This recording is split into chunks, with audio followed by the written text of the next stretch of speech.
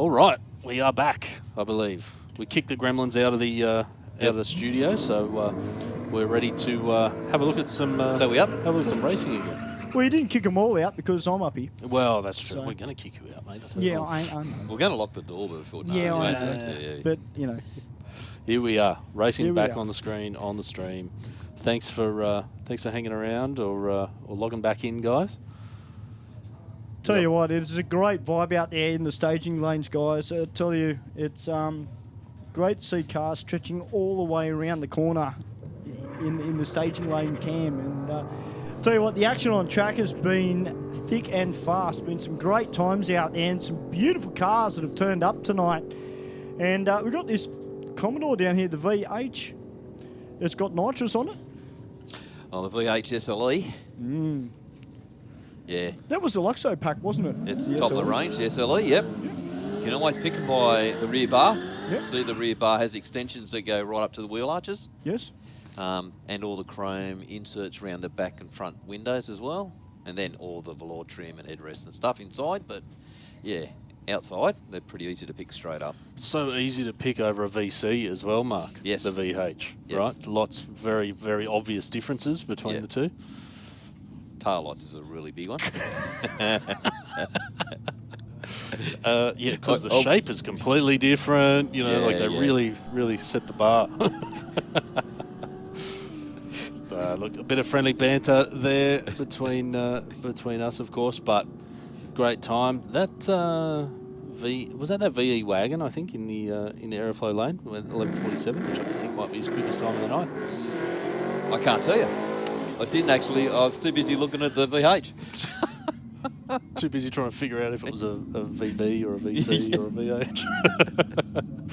No, I think SLE that was pre-Calais, right? Yes. So it was VH SLE, and Yeah. then when they went to VK, they introduced the Calais as Calais, the yep, model. there's a change, yeah. Yep. Just a trick And for... then they went, Brocky went director. Yeah, director, look out. With the polarizer. Yeah, the rock. The rock. It was interesting for those people that don't know what we're talking about. In the 80s, Holden released, or HRT released, a special edition, and there was a little box that came in it. It was called the Energy Polarizer, Yes. which was said to put an energy field over the body of the car. What was his name? It was a certain person that was helping Brocky's partner. Yeah, they were into rocks, into crystals and things. Yeah. Yes, and this crystal would stop rust Mm. and problems within the car. They forgot to tell that to the metallurgists that, Yes. that built the chassis and the bodies of VL Commodores. Yes. Yep. Yeah. Yeah. Wrong sort of crystal being. So yeah, I'm pretty sure there's a few VLs traded for some sort of crystal out there, but let's not stray too far away from it. Oh dear. All right, there we go. There's Great the reaction time. There's the VE wagon. I think great reaction time. 010. He should be here on a track championship. So 1.864 is offer a 12.18 at 112 versus the 15.91 at 93 miles per hour in the Aeroflow lane. All right, we got Mr. PSI back out here, VK, and the little S13 Sylvia with, I believe, I keep saying I believe because I haven't seen it myself, but I'm pretty sure it's got an LS turbo in this thing. Okay. It's got the big. It's got a wide body kit on it. Yeah, wide body kit. It's had the guards chopped right out. So it's Mount nice and metallic. Mount Battleship Grey. Yeah. Nardo. Well, it's not Nardo Grey because it's flat, isn't it? Oh, So, well, that's the same as primer anyway. So yeah. Says the panel beater. Mr. PSI off the line, 180. Turn the tyres. Looks like the S13. A lot of axle hop. Yeah. Could have a bit of a drama there. He's just casually making his way to the other end of the track. 11.23 at 124 for VK. It's been nice and consistent Very tonight. consistent. So, Yeah. Yep.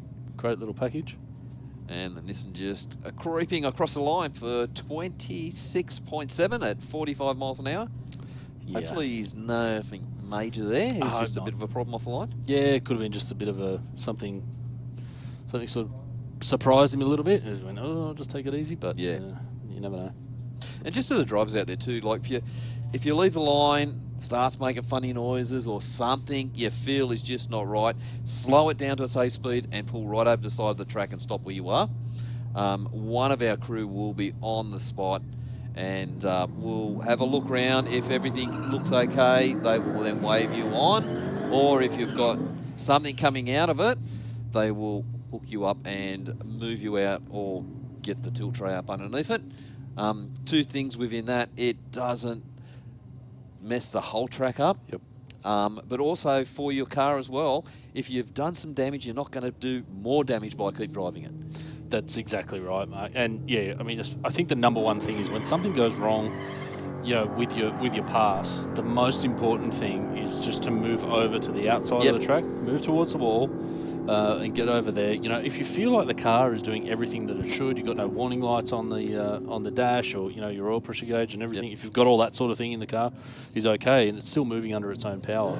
By all means, at a safe speed, make your way to the end of the track or the short entry just after the finish line. The guys will short exit, I should say, just after the finish line. The guys will open that emergency exit there for you. But the most important thing is if you move over to the side of the track and you are leaking some sort of fluid, even though the car might still be driving, you know, you might have a gearbox or something that's leaking, you're not going to ruin the rest of the night for everyone, basically, because that stuff is difficult to clean up.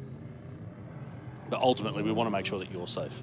100%. If your car's leaking something and you're still travelling down the track at speed, you never know when it's going to get under the tyres and send you for a bit of a spin. So that's the last thing we want. Yeah, I've done a motor crossing the line, and it was one of the hairiest things. Yes. It was just like skating on ice. Yeah, oil, water, whatever might be coming out of the thing. Everything. Yeah, one of everything. There was nothing left to hold it in there. Well, at least you're trying hard enough, mate. That's the important. Yeah. I've had in my car, when it was the standard engine, I had head gasket just lifted the head a little bit. Yeah. But what it did, it pressurized the cooling system and it blew the original heater tap apart. Oh, so okay, plastic little heater tap. Yes. And it blew that apart, and there was a, you know, god awful smell of coolant and you know, big cloud behind the car. I was like, oh no! But, instantly on on tiptoes trying to get the thing slowed down, and it's not a lot of fun, but. And it's just about being conscious of things, you know, like you should know your car when it's not doing what it's supposed to, you know.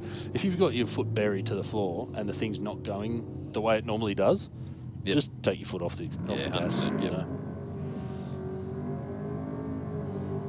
Yeah, because if you do, you know, like you think something's wrong when you pull over the slot, no one's going to come over and rouse at you. No. Yeah, no, that's right. Yeah, it's. We're all here to make sure that everyone gets as many runs as possible. Yep. And enjoys themselves, you know. So if something's not right, just pull over. That's why we've got the safety crew. That's why we've got the track team. You know, it's here for everyone. Gonna try and get the Dodge Ute just blowing the cobwebs out, I think, for the burnout there. The VF Commodore waiting patiently. They were just probably one of the early combinations, weren't they? Like they had the Valiant, which had a few little mods different, and then you had the Dodge Ute. Yeah. And then they just went from there. And it's got to be one of the most, I don't know how to put it, not that I'm going to put it badly, but it's got to be one of the most dedicated fan bases. Yes. Mopar. Yep. You know, Mopar or Valiant or, you know, whatever it might be. Definitely very, very dedicated to you know, a bit of a niche market. Yeah. For sure. All right, so what have we got lined up here? So we got the Nitrous. Nitrous the RVS down there. Yep, I believe we have seen that car before, and VYVZ. First timer. Yep. Good to see. Definitely not the first time that VRVS has done a burnout.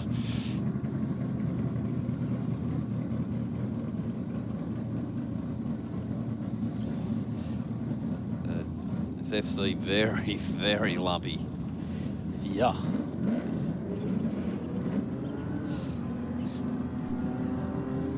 Coming around like a rocket, 162, 60 foot. Runs a 730 to the 8th mile and crosses the line at 11:58 at 116.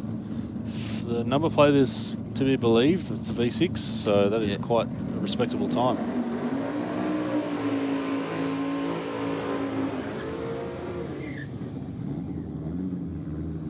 Nice healthy burnout from the Holden there. It is indeed. That VS reminds me of the old Rigoli twin turbo one they used to tow the trailer out. Yep. Put the trailer in the pits, throw all the gear on it, come out, and off you off the go. top of my head, that thing used to run at a high 9. Yeah, okay. Twin turbo V6. Very nice. Red light on the tree from the Golden Holden, but still a 164, 60 foot, so they've definitely made some improvements there. 11:11 at 121 mile per hour to 12:23 at 117 for the Falcon in Rocket Lane. All right, so we've got our that Tirana is getting a little out of shape. God.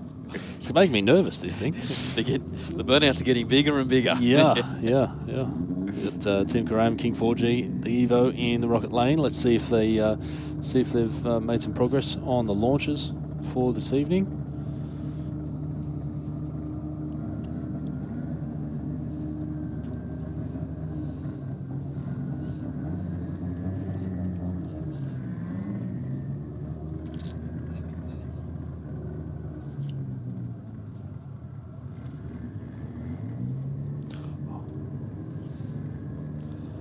Right, so luckily we have been handed 3 envelopes for the reaction time. Yep. Competition this evening. We'll talk about that after this pass. King 4G has managed to get off the line and it is fighting itself on the way down the track. I think it might have just eased off a little bit there. 9:48, 159. So good to see those guys rolling out. Yep. The Tirana with 12:21 at 90 mile per hour. I didn't quite see, Mark. Was it a bit of a handful out of the hole again? Actually left the line fairly bit sedate. Okay. Yeah. All right. A couple more angry Evos here. We've got Lead Auto House in the Rocket Lane and ERS Evolution Racing Services, Racing Spares, excuse me, in the Aeroflow lane. It's good to see all these guys out here tonight. Yeah. Sensational. Definitely. That is an aggressive launch.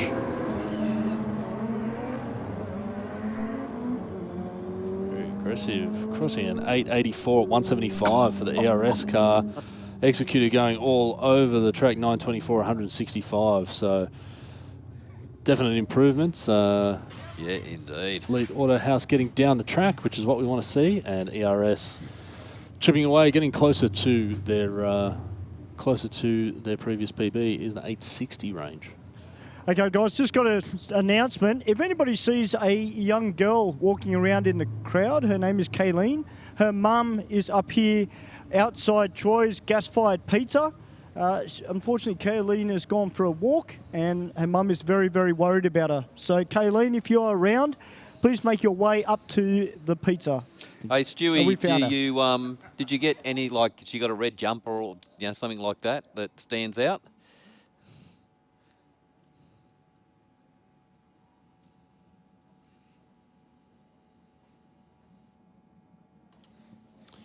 Stu might be struggling to hear us, Mark, but that's a good point. If anyone in the crowd here at Sydney Dragway tonight does notice a young girl that's unattended, please point her in the right direction. Her mum's looking for her near Gassed Pizza at the top of the grandstand section.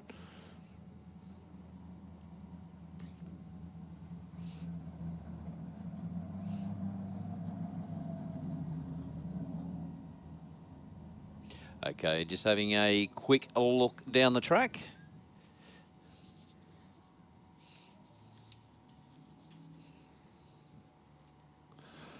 We might take this opportunity to just rehash over the reaction time competition, Yes. Mark. So luckily enough, we have had a great turnout tonight at Race for Real, brought to us by Aeroflow Performance. So that means that there are 3 envelopes here, 100, 200 and 300 cold hard dollary-do folding notes here for the first, second, and third winners of the best reaction time of the night. So we're going to keep a close eye on that. And just another little point, as we've mentioned earlier in the night, you don't have to have the fastest car here to walk away with something tonight. You just have to have the itchiest trigger finger, so to speak, to get that reaction time. 000 being the perfect. 001, not bad. Minus 001, a little bit too fast. Yeah, you're on the right track though. Yeah, that's right. If you don't get a couple of cherries on the tree, you're not trying hard enough. Yeah, exactly. So there's still a bit of time to go. So don't give up. There's money here. It could have your name on it. Absolutely. I think we run out to 8:45 with the reaction time competition. So definitely keep sending it. But while the guys just inspect the track, we're going to duck off to a couple of sponsor mentions. How would it be if we funded a pilot program for you to run that enabled you to bring some vision impaired kids onto the Saints Play program? Oh wow, that would mean the world.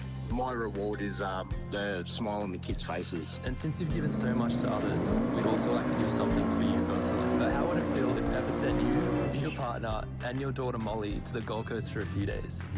Awesome. I don't know what to say. It amazes me. Thank you very much. Stay informed, up to date and entertained thanks to the Western Weekender. The Western Weekender is Penrith's leading free and local newspaper, delivering the best content from on-the-ground journalists and providing businesses with direct access to potential customers.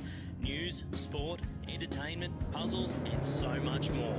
The Western Weekender is the heartbeat of Penrith and it's out every Thursday. Get your free copy at selected locations in the area, home delivered, or check out westernweekender.com.au. Boosted turbochargers from Aeroflow Performance are designed for the automotive enthusiast who wants optimal performance at a competitive price. We have a range of turbochargers in both ceramic ball bearing and 360-degree journal bearing options to suit your power goals from 200 up to 3,000 horsepower. To help turbocharge your vehicle, Aeroflow Performance also have a large range of turbocharger accessories. From steam pipe turbo manifolds, external wastegates and intake and exhaust solutions, you can have your car boosted in no time. For a full listing, check out aeroflowperformance.com. Speed Addict Clothing Co. Fast clothes for fast people. Shop now at speedaddictco.com.au. Out here, you get time to think about life's big questions, like where do all the flies come from? Do trains of thought have a destination? And another thing, how does an engine keep going out here? Well, that was an easy one.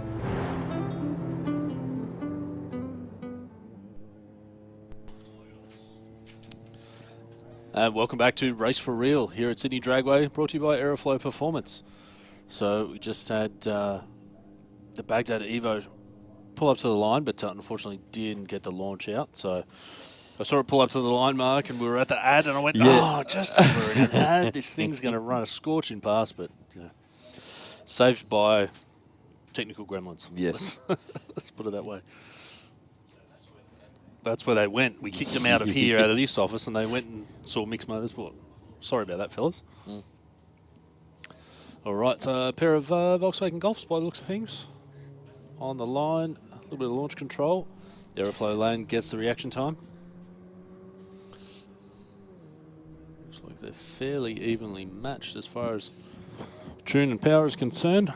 Well, not much in it at all. Not much in it at all. 1297 versus a 13.0. Here's this little BMW, I think it's an M140, I think they call it, this little hatch. It's an aggressive little thing. Now, is this the guy that Stewie was talking to? I think Stewie was talking to one of the guys down there with a Beamer. No, I think he was talking to the fellow with that matte black okay. M4 coupe, I think it might be. So I did hear him talking about that, had the ability to get to 800. Yeah, yeah, definitely. Definitely a lot of potential in those things. So direct injection, turbocharged, high compression, a lot of fuel, and just all of the electronic aids and modern engineering in cylinder head technology and things like that, it's really hard to go wrong. Unless something goes wrong. That's a problem. Then it goes wrong. Right, hop, skip and a jump from both cars out of the hole. BMW pouring the power on later in the track. Such a small little unassuming hatch. Runs at 1176, 127 mile per hour. Down on mile per hour. I think, didn't this thing run like in the 130s earlier?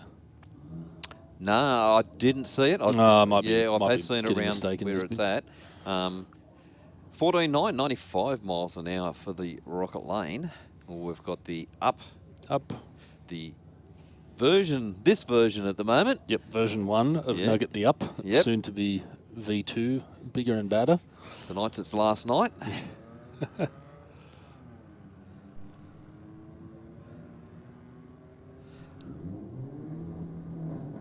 She's done well. Now she's got everyone interested in what's going to happen. That's right. That's right. Just got the hook out there. Yeah. Going to keep us all on the hook and see what comes back in a couple of months. Can't wait to see it. 19.7 at 72.9 mile per hour to a 1983 at 79 mile per hour for the Volkswagen in the Rocket Lane. Let's see what we've got coming up. So don't forget, guys, we do have the money for the reaction time, so you still got a bit of time to earn a bit of cash. What a deal. Come out, $50 to have a go at the track, or 60, depending on where you've bought your ticket, online or at the gate, with the opportunity to win $100, $200, or $300 in a night. That's not bad. That's a good night out in Sydney. It is a great night because it's not going to cost you anything and you're going to walk away with a pocketful. Sweet deal. Yep. Works for me. Yeah, I'm a fan. Unfortunately, we're not eligible. No. Well, not sitting up here anyway. No, that's right. Oop. All right, so we've got a GR Corolla. This is the new turbocharged 3-cylinder all-wheel drive rally-inspired Corolla in the Aeroflow lane. And we've got that aggressive BMW in the Rocket Lane. Aggressive indeed. 1.8. He's run a 1087 at 138 mile per hour. Quite impressive for some very basic mods. And 13.8, 101 for the Corolla. I think the Corolla, was it off early, I think, maybe? It seemed like it was sort of cruising at the top end there. But it's, it's actually funny. I was signing on this morning, Mark. This afternoon I was signing on when I got here at the track, and there was a gentleman, one of the racers that had come in. He was getting his wristband, and he said to the girls in the scrutineering shed, "Have you got? I think I'm letting off early. I think I'm getting off the gas early when I go across the line, because I watched the live stream back. Yep. I could see my lights come on, my brake lights come on before the time came up, and I went, you've made the cardinal mistake at Sydney Dragway of trying to see your own time before you're off the track. So for the new racers, for the uninitiated or first timers or people thinking about coming, when you run down the drag strip, you're going to go all the way down and you're going to think you're at the finish line because you can see you're about to go past the timing boards. Time boards are actually just past the finish line. Yep. So, the finish line is just past the timing boards. Yep. You can see on the walls when you're down there's yellow and black stripes that will indicate that you've gone through the finish line. So the crucial thing that I always tell people is make sure you're on the gas until you know you're past the boards. Yes. Yep. Because it's surprising how much time you can lose off your ET and your mile per hour when you back off early.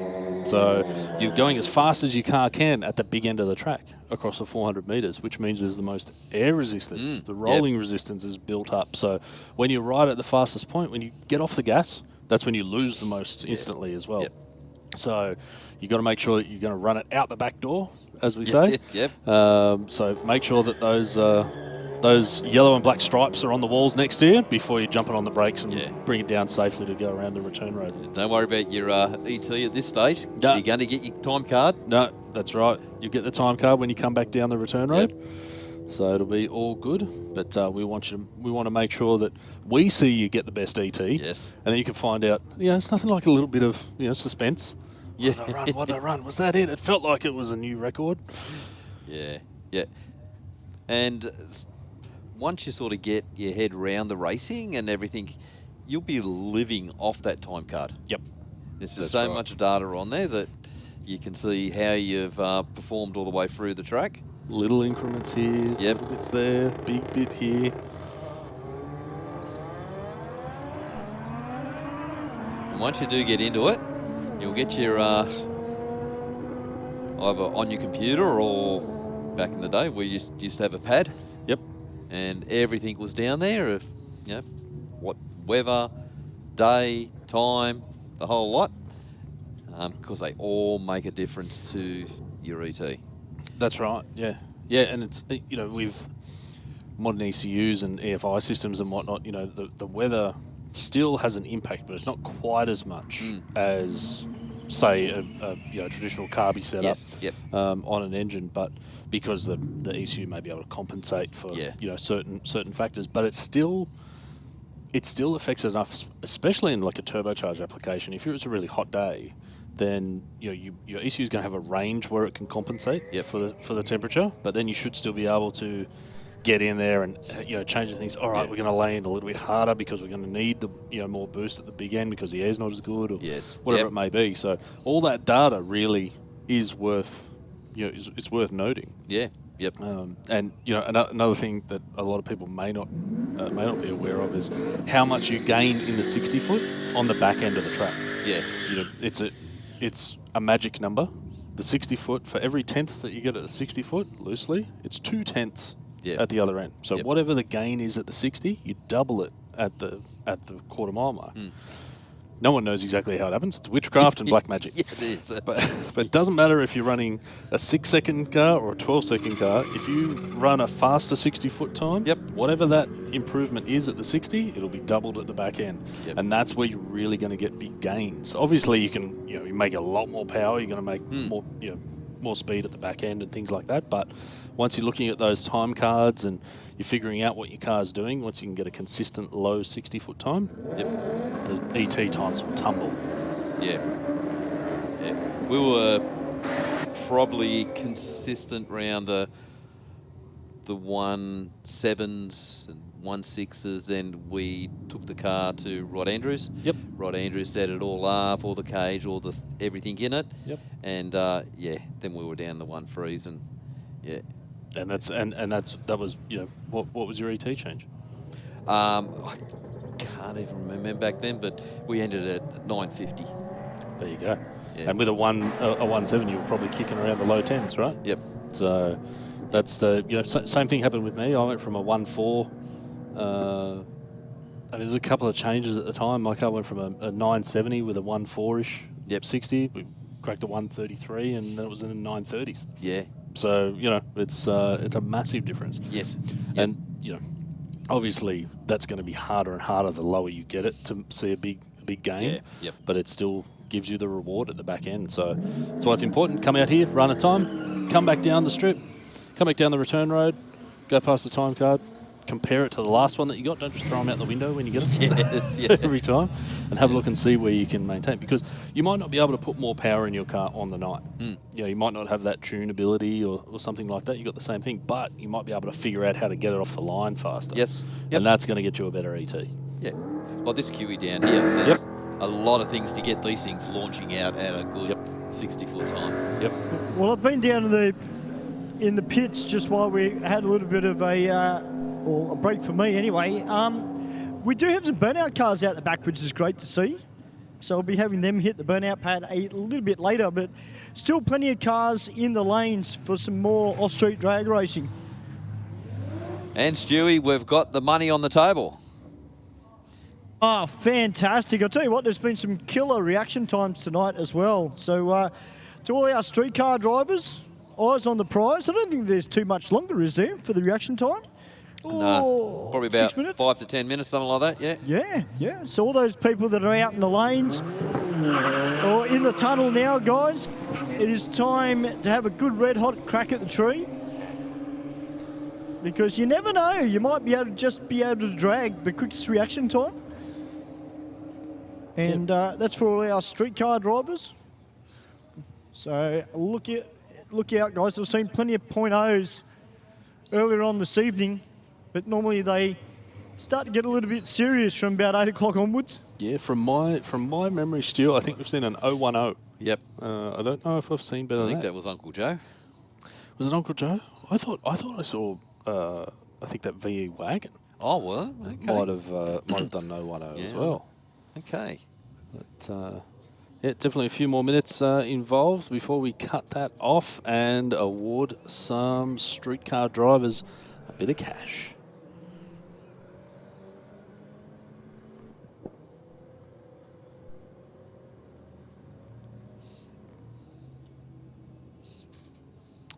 All right, the Dan Automotive WRX running for a 13.0 at 116 in the Aeroflow lane, 12.93 at 107 for, I believe that was the BMW in the Rocket lane.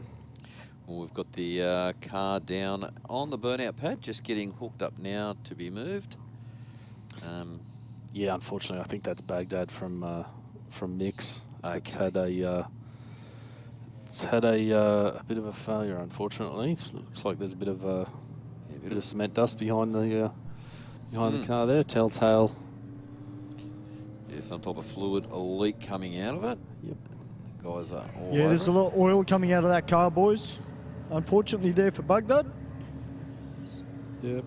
It's always very hard on the running gear in those Evos. You know that engine combination is Yes. happy to make plenty of power, but the rest of the the rest of the drivetrains So maybe not I've always just- on board. I've just heard on the grapevine that sounds like the head gasket. Okay. Unfortunately, there for Baghdad. So, that's something that they'll fix and they'll bring the car out again in the future. That's But right. nevertheless, it's great to have the mixed motorsport crew out here at Aeroflow Race for Real. All right, now we've got the WRX taking up this Falcon XR6 Turbo, which is up for sale.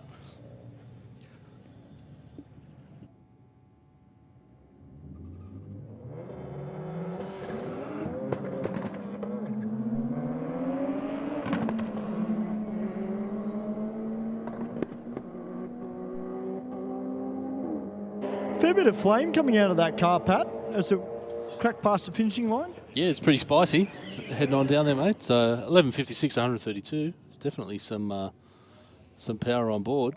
I want to see this. It's a white BMW. Is that a M3 or something similar down there, Stewie? It's an M3. Yep.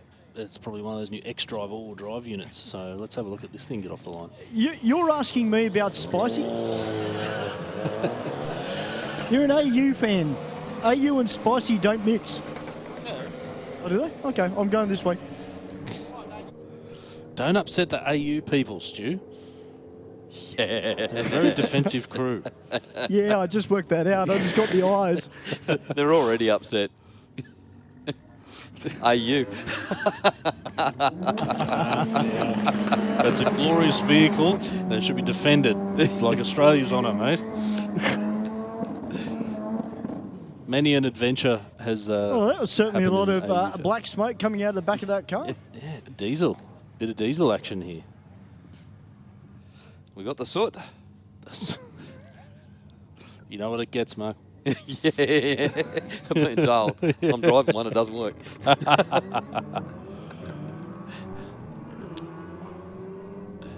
Wow. It's I tell you definitely what, getting it down the track though. That's a definitely got that pump turned up in that thing, haven't they?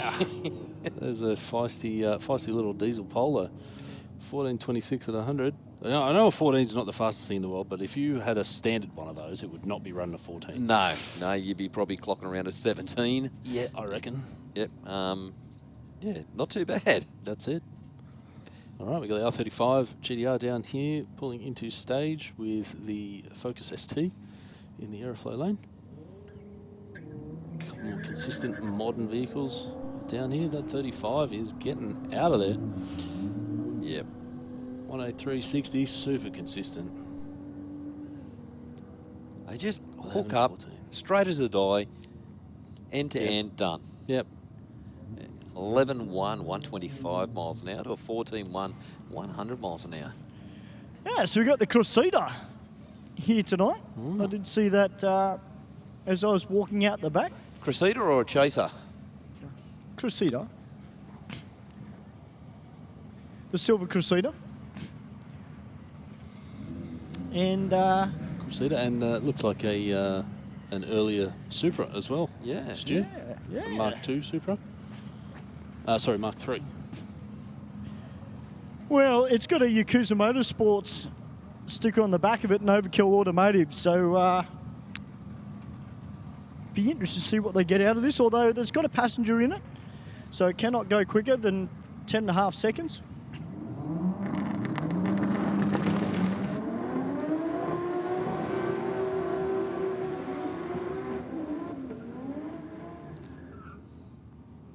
Is that the sound of the 2J people down there? Or the JZ people down there, Stu? Yeah, the 1J. 1J and the Crezzy. And what do you think? It didn't sound like a 7M in the Supra. Wow.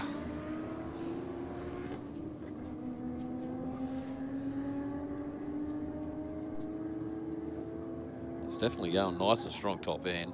12.1, 120 miles an hour to a 13.1, 113 miles an hour. A couple of friends down in the trackside viewing area are pretty happy about that Yeah. as well, which is great to Indeed. see.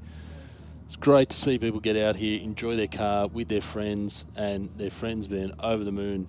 You know, whether it's a big milestone, a small milestone, you know, that's what it's all about. It's getting your car out here, enjoying it with your mates. You know, and seeing what it's really got in a safe, fun environment. I'll tell you what, that wasn't a bad miles an hour out of either. No, 120, yeah. Yeah. Yeah, that's good. If it does still have a 7M GTE in it, I'd be surprised it's got a head gasket in it. But like 120 is pretty strong for one of those. But yeah.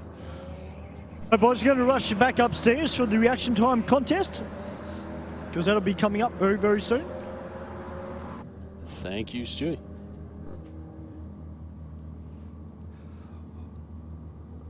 Well, 12.2, 113 miles an hour for the Aeroflow lane to a 14.8, 102 miles an hour for the Rocker lane. All right, we got this little Lancer out here, the Osmonds guys. Okay, you just got the flashing lights at the moment. Might have a got another track visitor in the big end, or just waiting for a couple of cars to clear. Not sure.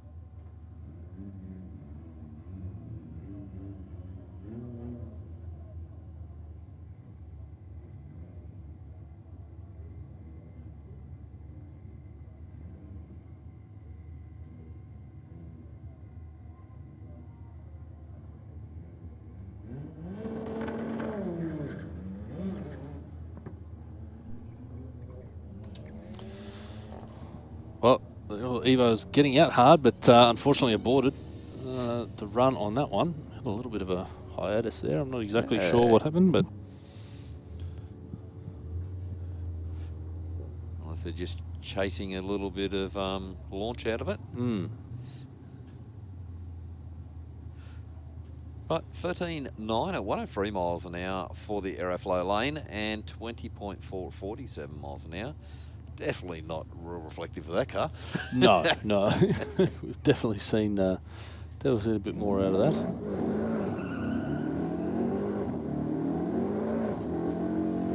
All right.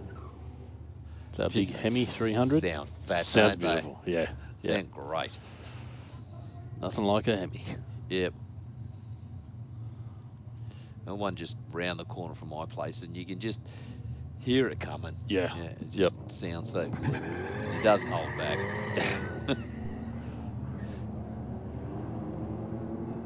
Bit of a better launch out of the Hemi tonight. The 1960 is going in the right direction. 12.27, 121. And 15.4 at 93 miles an hour for the Aeroflow. We've got the Commodore Ute up against the sedan.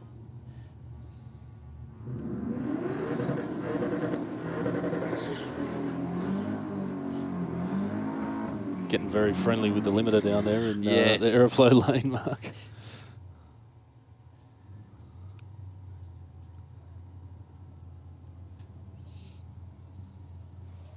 All right, we get both those cars pulling into stage.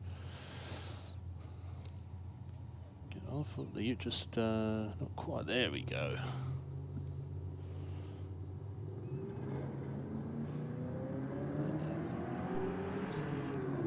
$19.50 versus $19.60, 60 foot for both lanes there. Got Aeroflow lane running off to a 12.81 at 109 mile per hour versus a 13.45 at 101. We got the Statesman up against the Looks like a long wheelbase. Yep. Ventura? Adventure. Yeah. Adventure, yeah.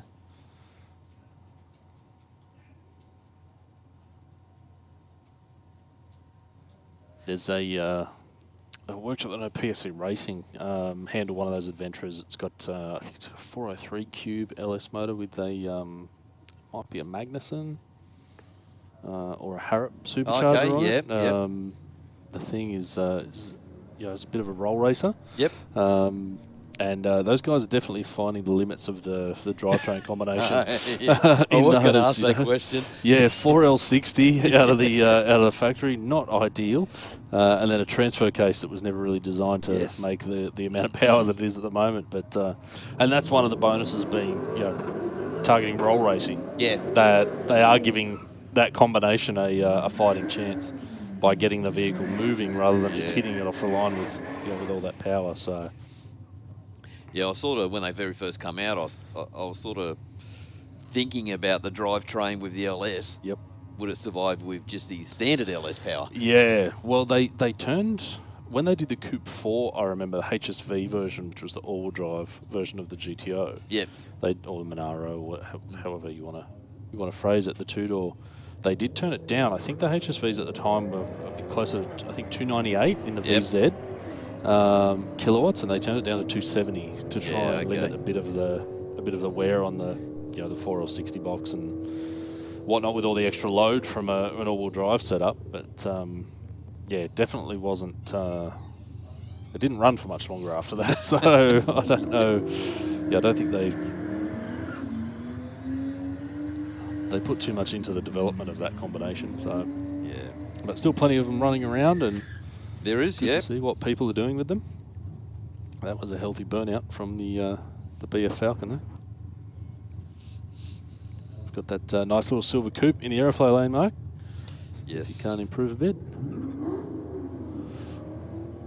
Just doing the HQ shuffle off the line there. So you see so many of them cog up the left side and want to kick out a little bit. Nice 18360 foot for that car. 1237 110. And 13.0 112 for the Rocket Lane. Here's your favourite, the orange LC. Yes.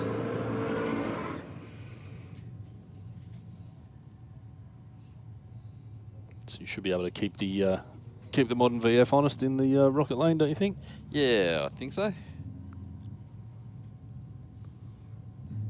It's a really, like, up close, a real neat car. It's all caged up, all painted up the same colour as what the car is, and yeah, it's Beautiful. well prepped car. Goes out at a 1.8, so it's 60 footing fairly well. 11.6, 119 miles an hour. To a 13.4 or 186 miles an hour.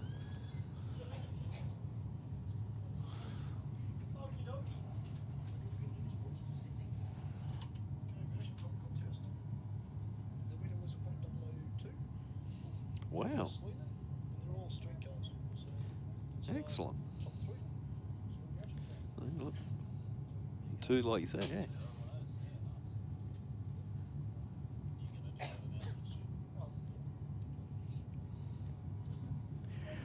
Okay, just to attention to all our racers that are out the back, guys. I've got some good news. I've got the winners of tonight's reaction prize contest. Now, these racers, if you could meet me at the bottom of the tower, please.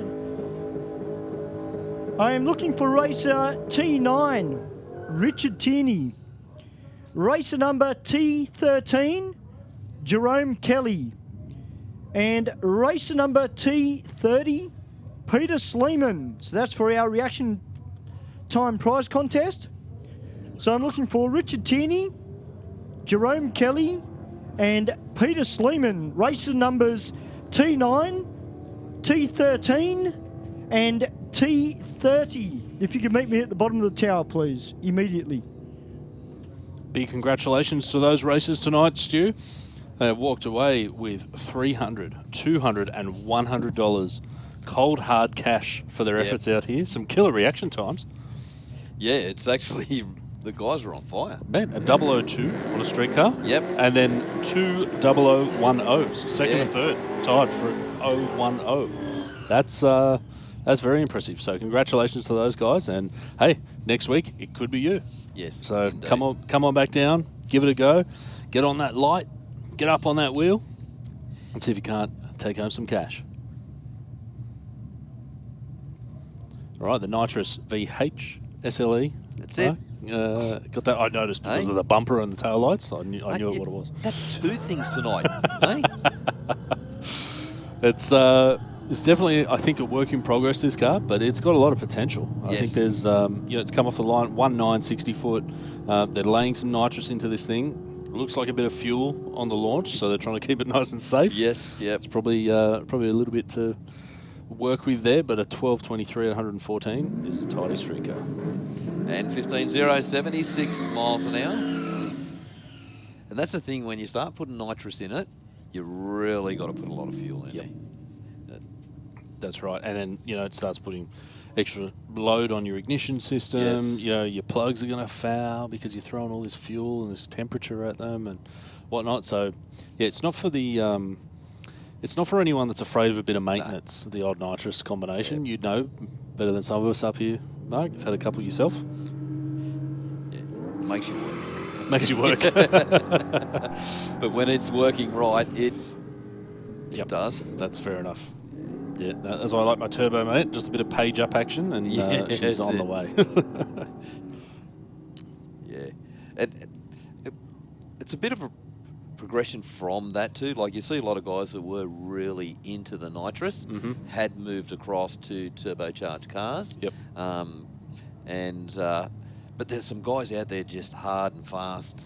They love their nitrous. Just stuck on it. Yeah, absolutely. And they have. Yeah. One of the fellas I work with, Mark Hayes. Yep. Mr. Freeze. Yeah. That's his nickname. So that bloke's. I don't think you're ever going to find a turbocharger anywhere near. No. Not in even a daily. I don't think it's going to happen for Hazy. But plenty of other guys. Krieger. All of those crew, they love it, And look, I got to say, I don't hate anything if it's fast. It's cool. Yep. That's my motto. But every now and again, you hear a nitrous car or you see a nitrous car go or something like that, and you go, "Ooh, that's pretty spicy. I like it." Yep. I like it. So in the dream garage, there would definitely be maybe like a nitrous big block. think I'd like a nitrous big block in something. We're talking dream garages here. Yeah. You know.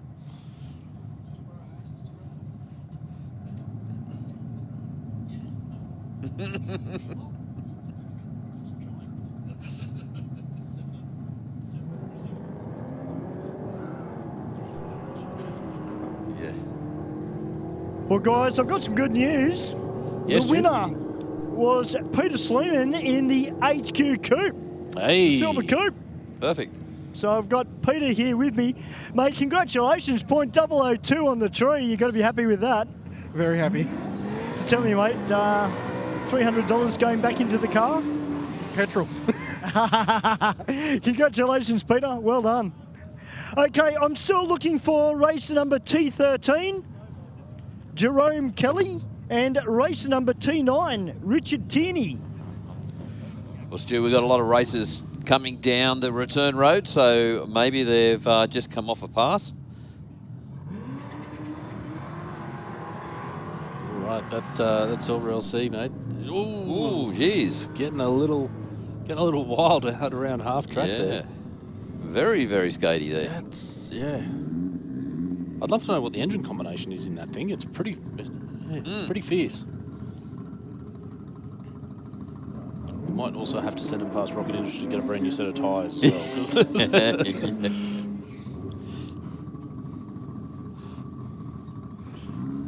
you can definitely hear the sound of a couple of big turbo Evos down there. So, not to overshadow our current races, we've got the Dodge Ute and looks like that V6 nitrous VRVS. You see the big N on the back window. It's usually a good giveaway.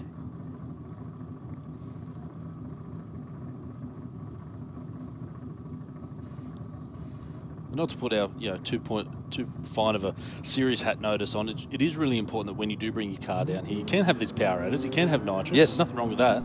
You just really need to tell us. Yeah. And that's why we put the big N on the back, because it's all about, if there's an issue, if there's a drama, some crash or a fire or something like that, we need the track crew to know that there's something that they might have to deal with. Yes. And nitrous is a very volatile thing, so we've got to make sure it's there. So there's no, you're not going to get in trouble if you've got nitrous on your car here at Sydney Dragway. We don't care.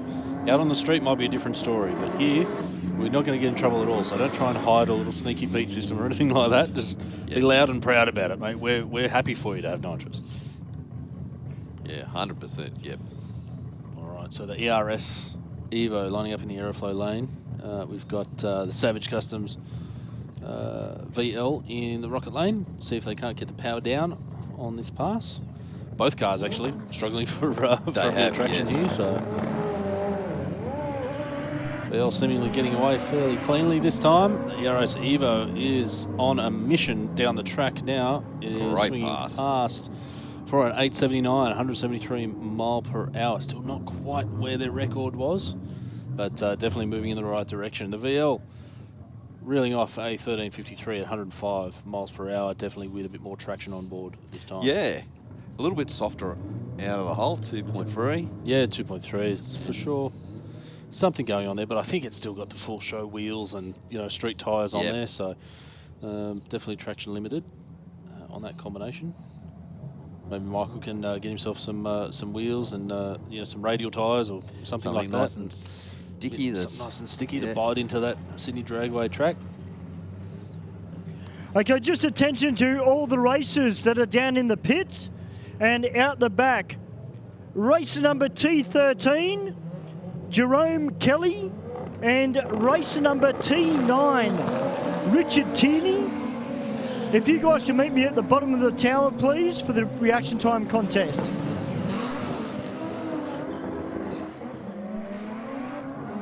Big improvement from the Team Karam Evo 9.0 at 167 mile per hour in a cloud of front tyre smoke as it comes off the line.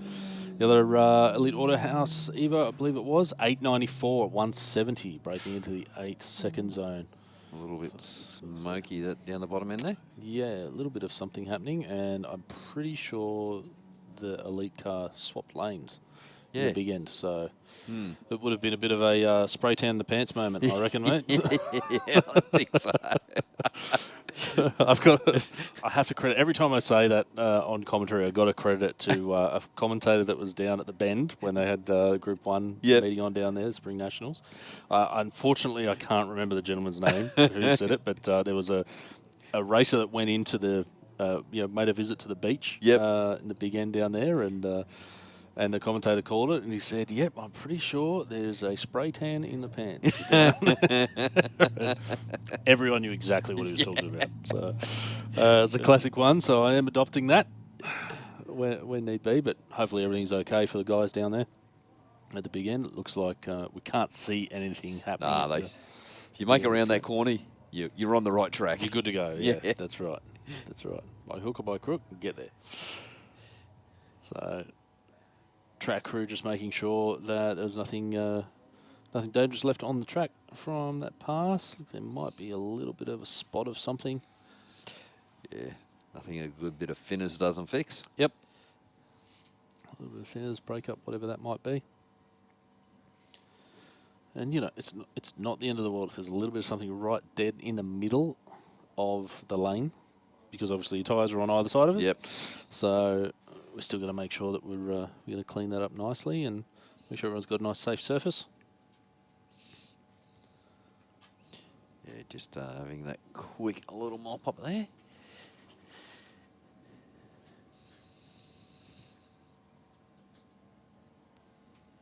So we do have Stu out in the staging lanes, just trying to chase down those last couple of reaction time winners.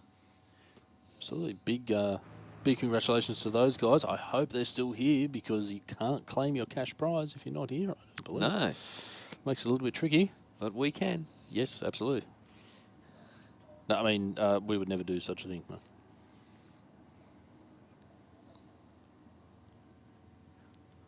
We can see the little rocket there. He's on a mission. He's definitely headed somewhere with a purpose.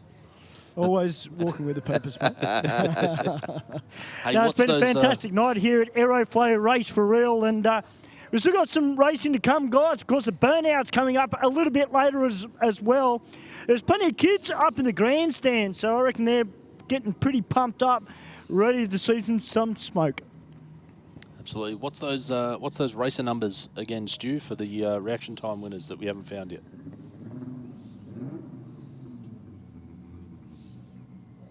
Racer number T13 and racer number T9. So that's Jerome Kelly and Richard Tierney. Okay, so if those two guys are out there, Stu is on the hunt. He's looking for you. And if you're a mate or a friend or a family member of Jerome or Richard, and you can hear us calling out for him, send him a text, give him a FaceTime, grab him on Messenger, whatever it is. You got to get hold of them. Tell them they got some cash waiting for them down the staging lanes with the pocket rocket.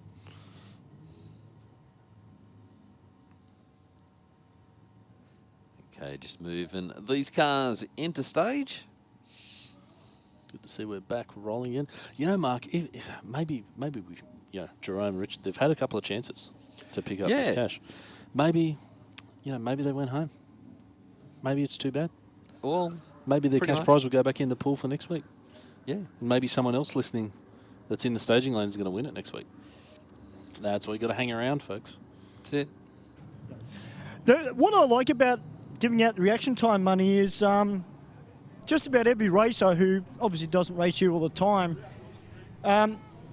they always think they're in trouble. Because I call them out and I walk up to them, they look at me like, whoa, what have I done? It's like, well, nothing. I've just got reaction time prize contest money for you. But look, this is what we want to do every week, guys. We want to get a great number of cars out here every week. We want to be able to give money away to the street cars because it entices you guys to come back and race, but also, $300 goes a long way. It goes towards fuel, can be put towards tyres, extra mods if you want to get them done. So it benefits you as well. And as we saw tonight with the Regal Car Club, bringing all those cars out and showing us what the mighty Mopars can do down the quarter. Well, Stu, it's like what you said, street cars. There is a stipulation on the vehicles as well of what the criteria is that you can. So starting aids and delay boxes and other stuff and race cars. That's right. You'll see some basically full-blown race cars out here on on a Wednesday night, like Joe, for example, in the Skyline, and he's here obviously dialing himself in for track championships and obviously his own fun as well.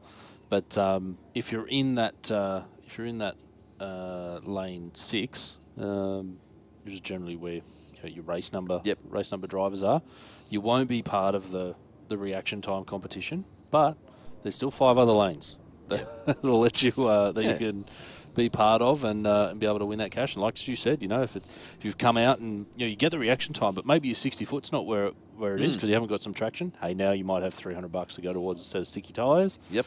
Whatever it might be, or a bit of a tune-up, or hell, whatever. It might be because you came to the drag strip on a Wednesday night and your missus is a bit unhappy. You can buy a dinner.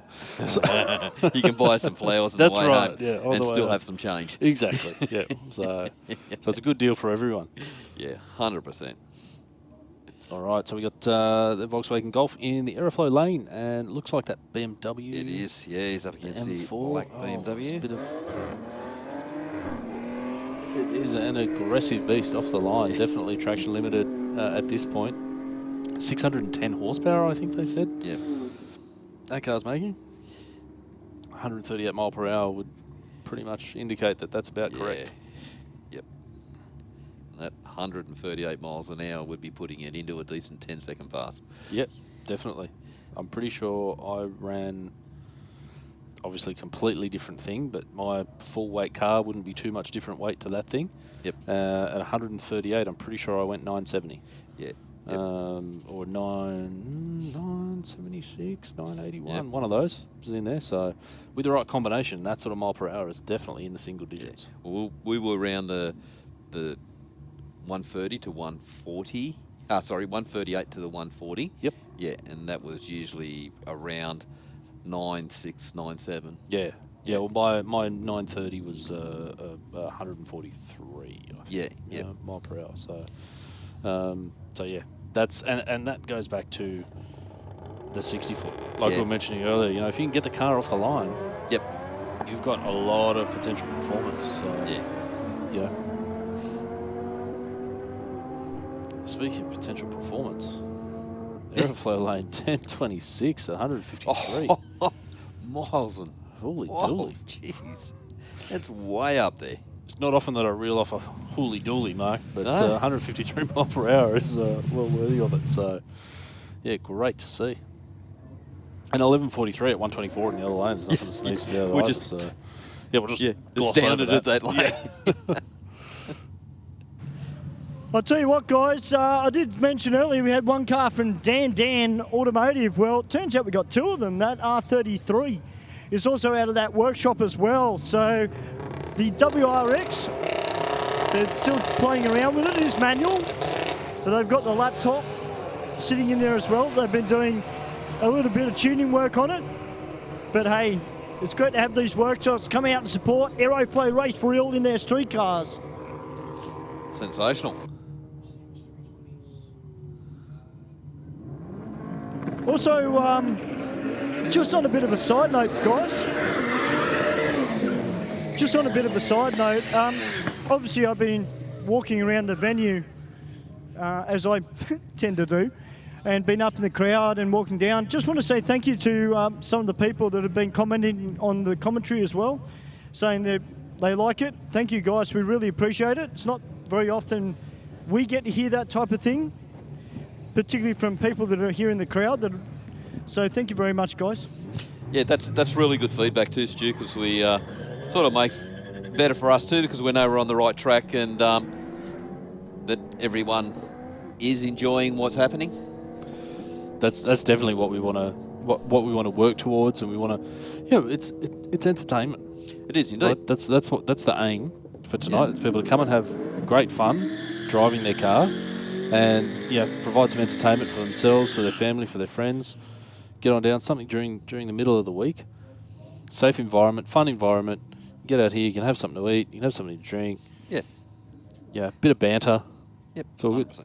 And don't forget, like, pass on the bad too. Yeah, like Yeah. you got some bad feedback, pass it on. It's all feedback, so Yeah. it's all stuff we learn from. That's right, constructive criticism. Yep. Hey, Pat, I forgot to mention, guess who I saw upstairs up near the pizza truck? Who did you see upstairs, mate? Michael Chop Koval was up the top there, mate. Michael was there. Of course, Go Fast Bits. Michael been a big part of the car scene for a very long time. It's great to see him out here tonight for Aeroflow Race for Real, and particularly see some of the guys from Yakuza Motorsports, their customers, coming out and having a little bit of fun. Yep, Yakuza, the Osmonds guys, a customer of Koval's there. So, yeah, definitely is all about the industry and all about supporting what we've got going on out here. So, Now great that to see those Supra guys here. that went down before, boys, is on Facebook. Oh, sorry, Instagram at 2J Penguin. 2J Okay, Penguin. so you can check out all the information. So next time he comes out, guys, we're dubbing it the Penguin. Okay, it's got it on his windshield. So I'm not making this up, ladies and gentlemen.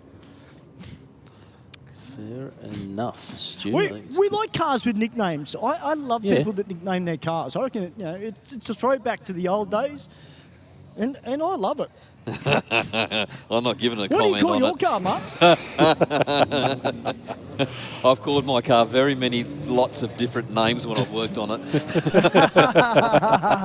What about you, Pat? Yeah. What about your Commodore? Has it got a name? Well, my Commodore's got a few different names. So, look, I mean, the story behind it is obviously a tribute to a fallen friend of mine. So the number plate is F Cancer. You can fill in what the F stands for.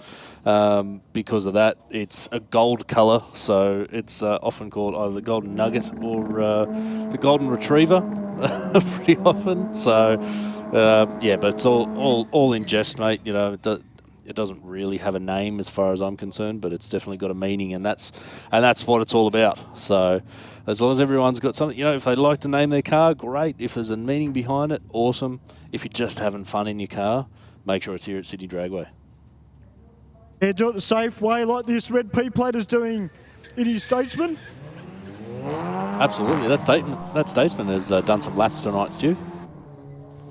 I can't get over how good this little diesel Volkswagen's going. Yeah. Of course, we've got diesel night coming up here at Sydney Dragway very soon. 1398 at 101 for the little diesel. It's getting along. It is going well. If you're running that premium stuff. Yeah, yep, that fancy diesel. Now we've got R mode back out here, the R35 GTR with these very nice wheels. I love them. They suit the car so good. But they're out here having a bunch of fun. A first timer that is behind the wheel, so it's great to see somebody bring in another driver that hasn't raced before, out having a bit of fun. But this Audi from the Parkitech stable, it has been running really, really good all night. 0.410 in the tree. All right, reaction time was a bit slow, but look at it go. Not too far behind the R35 GTR. Yeah, short track was very closely matched again, Stu. It was a 187 with a 5, 60 foot for the GTR, and a 183 with a 9 for the Audi. So definitely working on some launch numbers there. All right, Mean ST is out now from MacArthur Motorsport Mechanical.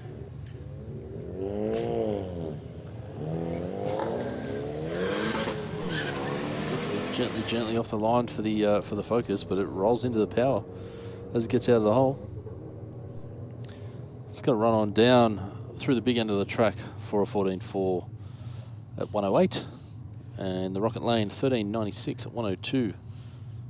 They seem to nose off a little bit top end of the track. Yeah, I think they're a small turbo. Are they? So Yeah, sort of okay. like that Yeah. mid-range, you know, like bit of punch sort of thing from like Yep. acceleration, you know, Lights sort of to thing. But lights. then, yeah, that's right. Lights Yeah. light, and then the top end's going to choke it a little Yep. bit. But hey, that's you come out here, you find that out, you go right. It's time for a big turbo. Yep. Real Real You're off. Yeah. Yeah, as it take the bonnet off, put a huge one on. That's it. Out of the bonnet. There should be no bonnet. All turbo. It's going to make things interesting. So.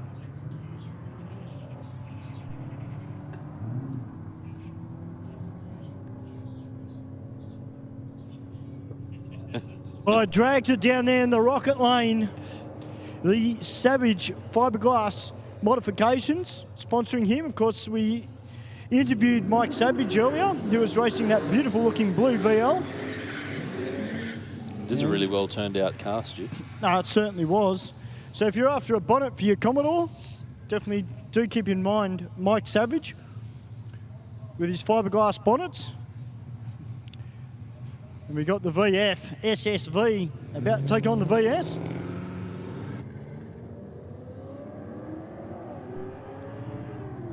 Definitely getting a bit more aggressive on the launch. Yes. Yes, there the tyres protesting. I think it was sub 2 second 60 foot previously, that car, wasn't it? Yep. So still 1284 at 109. This is a 1350 at 106 for the Rocket Lane. Statesman with a passenger. Oh, yeah, what a burnout there from the SLE Commodore, putting us in the mood for burnouts a little bit later on the burnout pad. Can't wait for that. And from the New South Wales V8 Holden Club, we've got the Statesman coming back out for another run.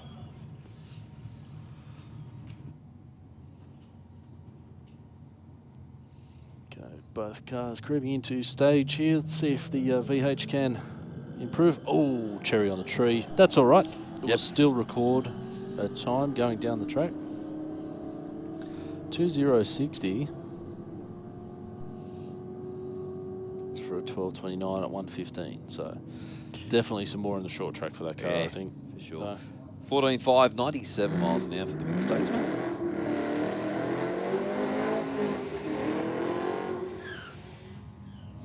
So this is another car that's one of those sneaky Euros that's flown under the radar tonight in the Rocket Lane mark. It's I believe that is an Audi RS4 wagon.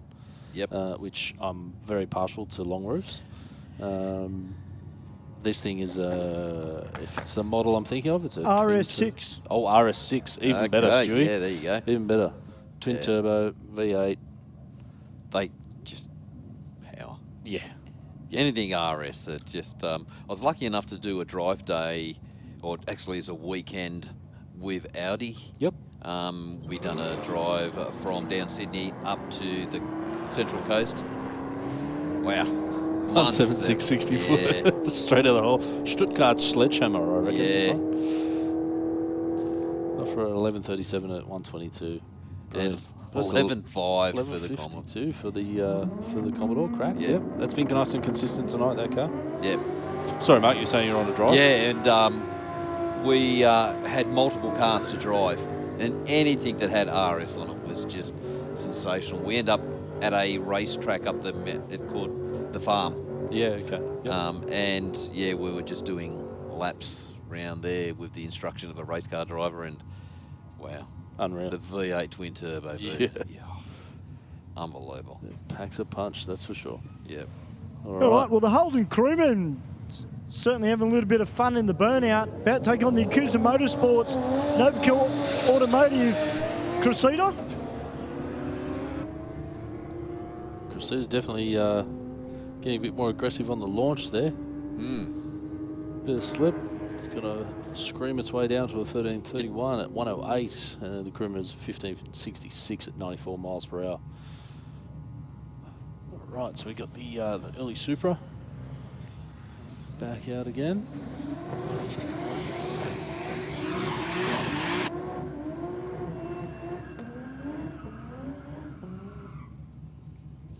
Well, this Toyota also out of the Overkill Automotive Group as well, from their workshop, one of their customers. I didn't mind that shape, but I did like the earlier shape, the round back bubble guards. Oh, yeah, okay. I think they called them a Supra Celica here in Australia, didn't they? States. In the States? Yeah. Yeah, okay.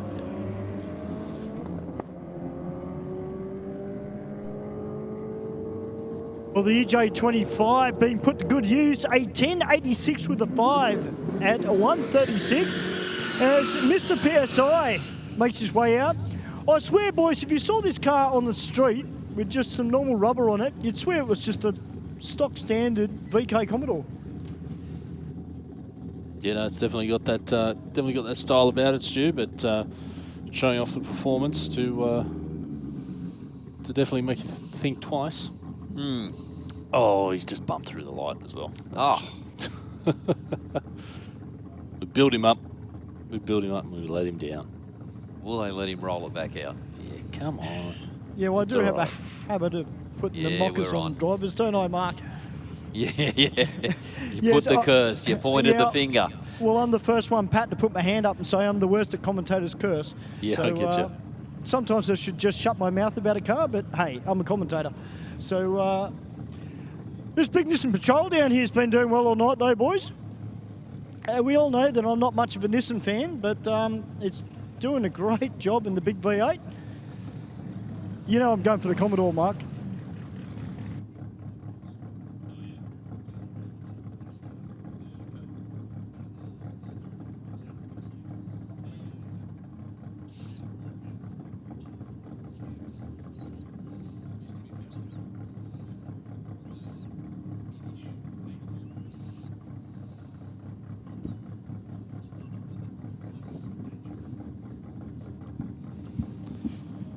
All right, so it looks like timing system is reset. Mr. PSI pulling up to the line. Oh, that is aggressive. 188.60. Yep. Streaks on Turning past those half tyres cut. just didn't help. Yeah. 11.43, 123. Yeah. No improvement, unfortunately. But a solid baseline for where they can improve Yes. for next time out for those Yep. guys. Sure. I think, Mark, you know, maybe some shocks, a bit of chassis tuning, depending on what's done under that thing. But it's probably just a fairly standard sort of, you know, the factory Commodore 4-link style rear end. So definitely some gains to be made there. Did see it a few times leaving the line, just picked the left-hand wheel up, carried a bit. So, Yeah. you know, you could probably do with putting a stabiliser in the back and then Yep. doing a bit of an offset. Just Yep. Big anti-roll bar. Put a bit you know, more- maybe a little bit of Yeah. preload on the links, Yep. just to straighten it out a little bit. And you know, I mean, those early Commodores as well, they really benefit from, you know, some sort of chassis connector, Yes. sort of, you know, Yeah. stiffen them up here and there. And these are all things that you can do that's pretty easy to keep Yeah. the car streetable. Yep. You know, going to a full cage straight off the bat, not ideal. Yeah. But yeah, just a couple of little chassis things underneath. That's at the moment why part of mine's off the road. I've all the control arms come out. I put the big thick control arms up the top. Yep. I've put the strengtheners on the lower one. Welded Yep. all them in place and Yep. everything now. So Welded when they're up. getting all the Euroframe bushes put in them. Yep. So that should take a bit of a twist out of the rear end of it. Absolutely. It lets the shocks and the chassis do what it's supposed to do, Yes. rather than trying to figure out what's happening with all these sloppy bushes and Yeah. you know, twisty arms and things like that. So we've got the Dodge Ute gets out. The Team Karam King 4G's figuring out the staging and the launch. Here it comes.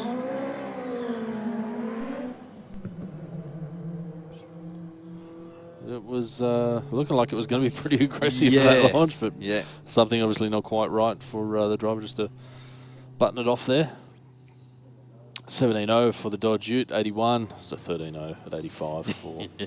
Yeah, copious amounts of torque steer, boys, in that Evo. Yeah, it's been fighting them all night, that's for sure, Stu. Right, Lydia coming out now, and she's pretty happy. She's in consistent 18s in the Navara. Having a bunch of fun. Of course, fast becoming a regular racer, and we look forward to seeing more of her as we go along, particularly when she brings out the RX-7, when she gets a license. Yeah, when's the RX-7 coming out? Stu, has Lydia given us any indication?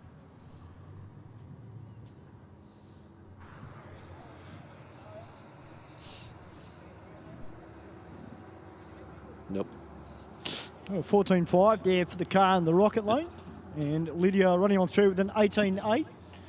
You might not have heard me, Stu. Has Sorry. Lydia mentioned anything when she's going to bring the RX-7 out again?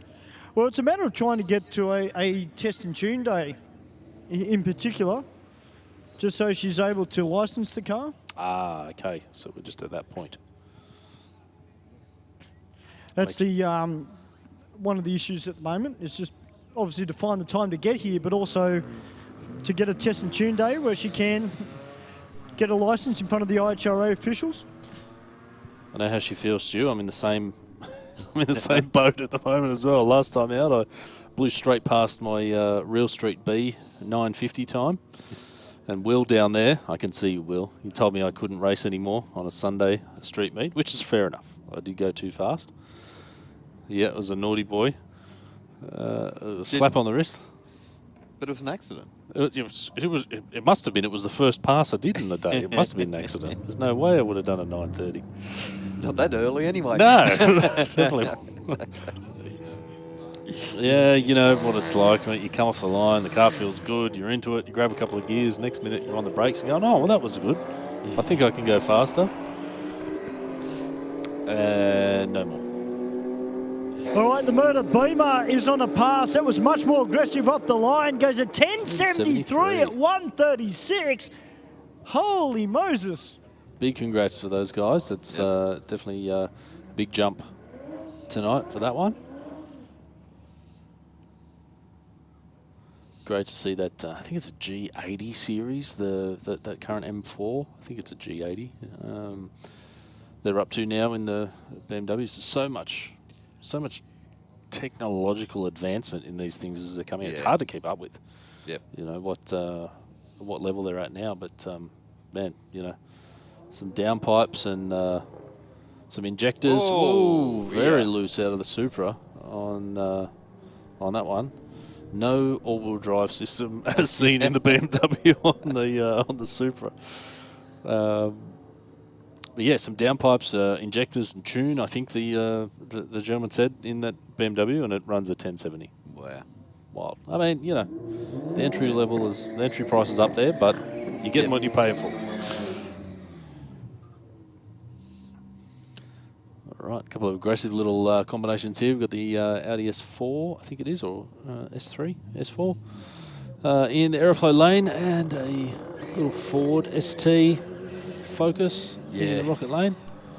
Can't see that far. Yep. It's Too a bit dark. tricky when it's in that darker primer colour. Yep.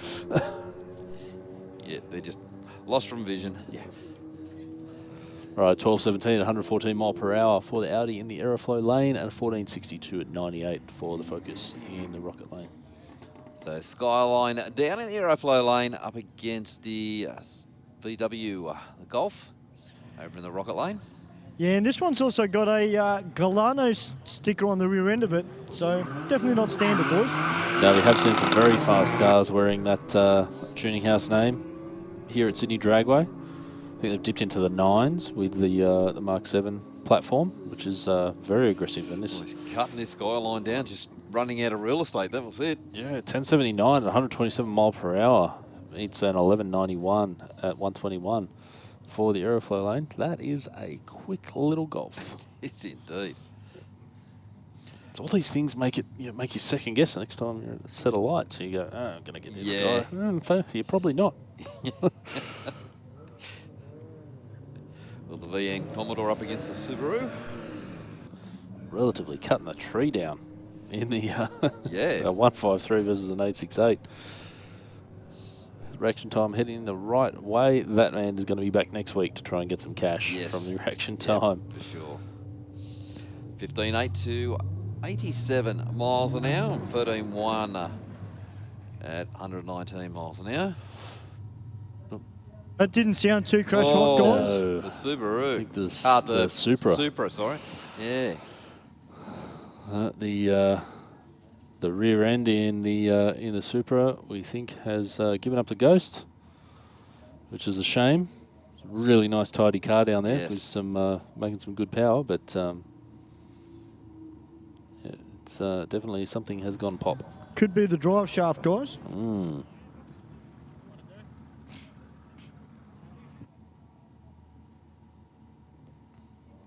Well, look, while it's not ideal, it is better to happen down near the burnout box rather than halfway down the track or in the big end. Yeah, have a failure like that. So I'm sure we'll be able to get that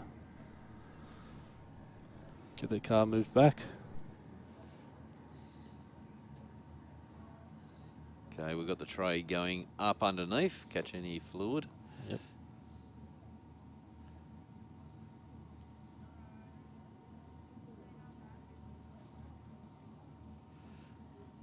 Well, at least it's still movable. There's nothing clunking around in there. Doesn't seem like it's locked up. But, you know, when you've got fluid leaking out of a diff, that means there's a couple of portholes in there. Yeah, yeah. Some pinion inspection holes, maybe. Yeah. What was internal is now external. It's unfortunate. Definitely not how anyone wants to leave the track. No. Well, guys, we do have the Burnout cars making their way through. So we've got a couple of entrants tonight to keep everyone entertained for the end of the evening. So what have we got? 1, 2, 3, 4. 4, yep. 4 cars for the night. Going to come out here and put on a show for everyone down at Sydney Dragway Wednesday nights. Race for Real, brought to you by Aeroflow Performance. That is the sound of our Lord and Saviour, the LS motor, Mark. Yes, yes indeed. LSA fitted to the VF GTS. Crack number plate. This thing is a nice unit. 2 litres of Holden goodness. Absolutely. He takes full stage.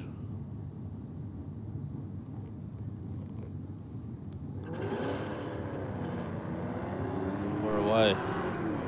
1960 foot. Passes a 330 on 50. Half track at 751. It's going to roll on through at 11:42, 126 mile per hour.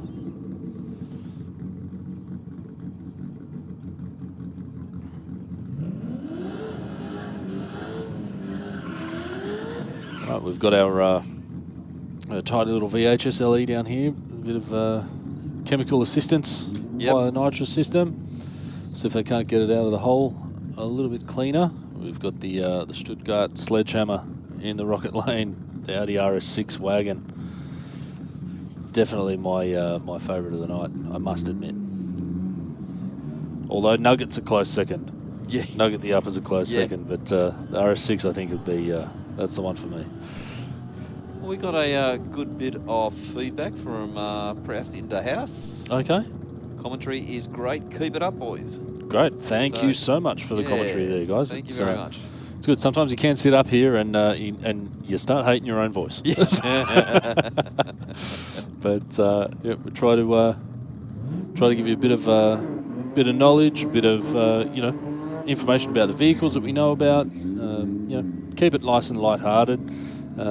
But we really try and give prospective racers a bit of knowledge. A few tips. We don't want it to be scary for anyone to be coming out here, because it's definitely not. But looks like, Mark, that we've got the nitrous VRVS. Yep. And then a couple of very angry Evos, and that may be the last passes for us of the evening, I think. I can't see any other vehicles in the tunnel. Oh, we've got a couple in the tunnel. Couple in the tunnel still. Good-o. All right. The nitrous Manger, 11:54 at 117. That is a clean pass for that V6 powered Commodore. All right. We've got King 4G and the Evo King from ERS coming up to the line. See if we can't get a couple of nice. Yes. Nice little 8-second passes, maybe 170 something mile per hour. I think. If we could go side by side, that would be a great finish for the night.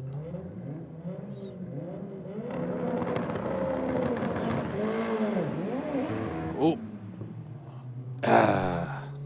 Looks like I've taken Stewie's mantle. I put the mockers on both. Yeah, yes, yeah. Stewie, stop pointing at him. It's a big flash of flame. It came out from underneath the front of it, but it's obviously affected him in the 60. That's all right. That is testing and tuning on a Wednesday night at Race for Real. So the guys will be back. So we see that focus just sort of making its own way towards the towards the line there. Please, guys, when you do come down to race for real, and you will be indicated to each position, effectively, of the racetrack as you come through the tunnel. You're going to get waved through the tunnel to take up your place in the pre-staging box, you should say, before the burnout box.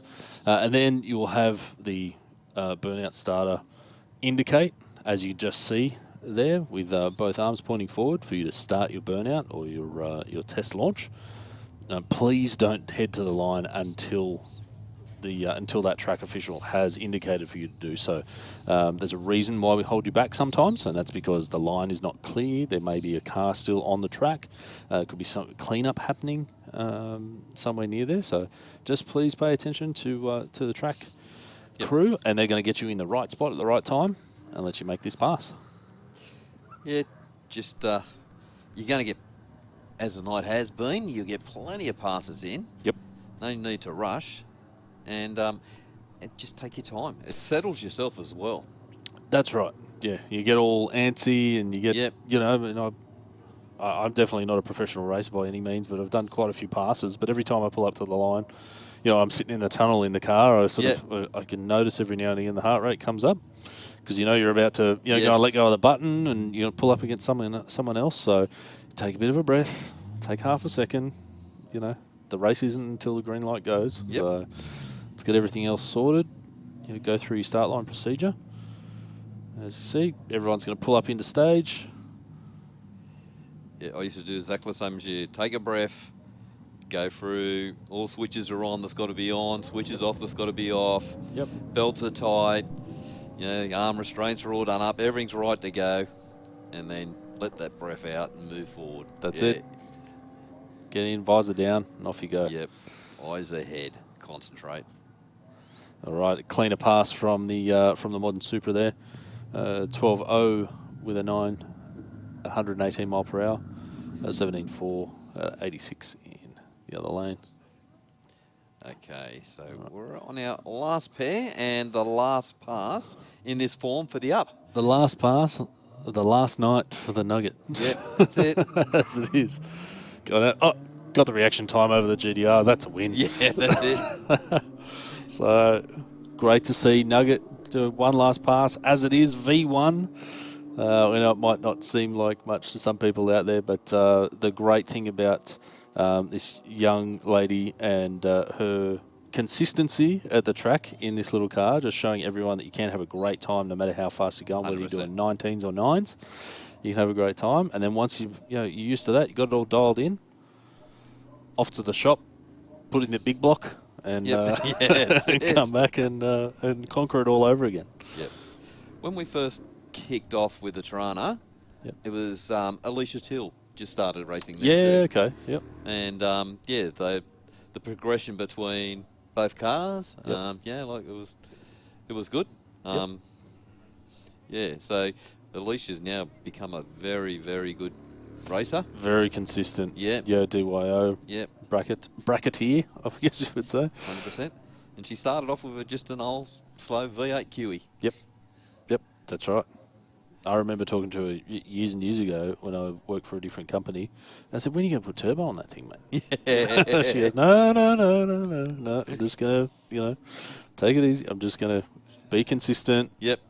Know what I know. Keep the, and look, budget-wise, I mean, the milder the combo, generally, the more affordable it is. Yes. Because it's all good and well to be able to go and run some amazing time, but if you only do it once, well, it's not great bang for your buck when you build a car like that, right? So, it's definitely worthwhile getting the car to the performance level that you can run consistently, repeatably. Yep. And enjoy it. That's the biggest thing. We all get 100%. caught up in modifying things forever and ever and ever, and the car's never on the track.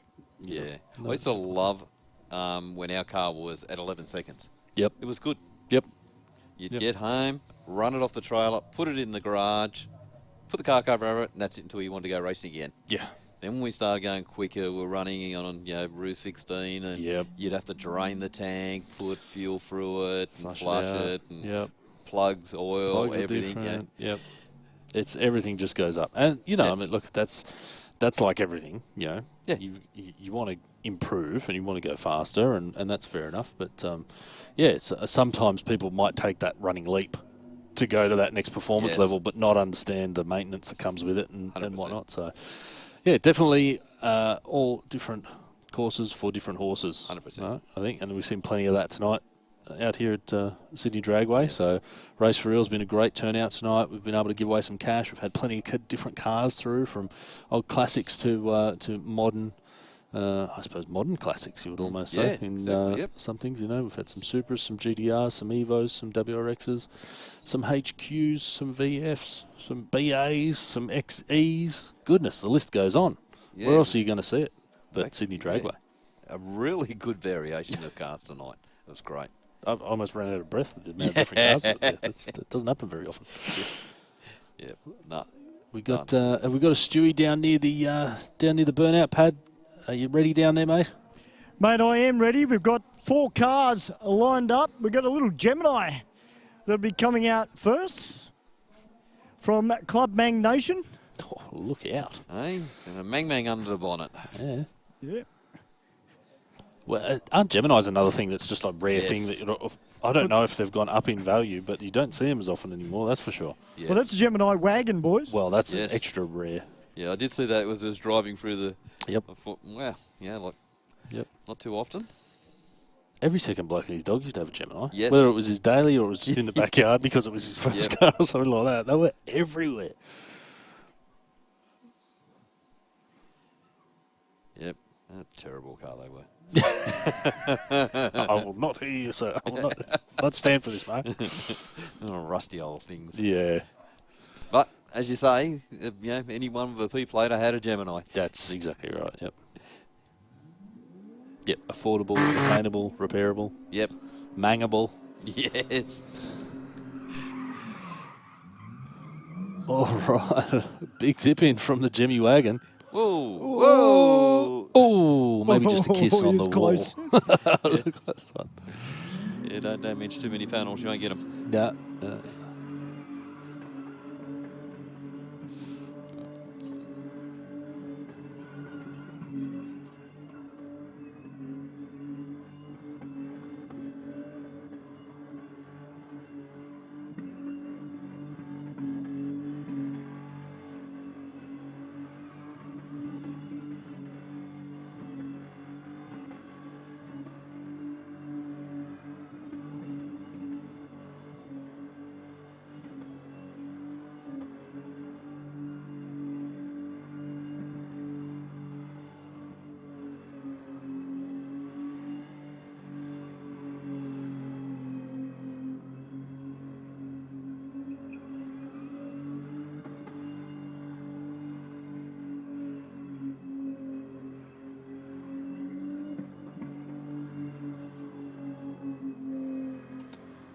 Stewie, that's a solid burnout, mate. Mate, it certainly is. And, one thing about burnouts, you don't have to have a big, long car, as cool as they are. But, sometimes the shorter wheelbase and the higher horsepower lends itself to this style of motorsport. And he's doing a great job out there. I was just having a look at the car behind. It's about to come out as well from Punch Bowl Auto Dismantlers. They've got this Commodore Ute. It's got a nice high-rise manifold hanging out the top of it. Can't wait for it to hit the pad. Definitely fits the bill, mate.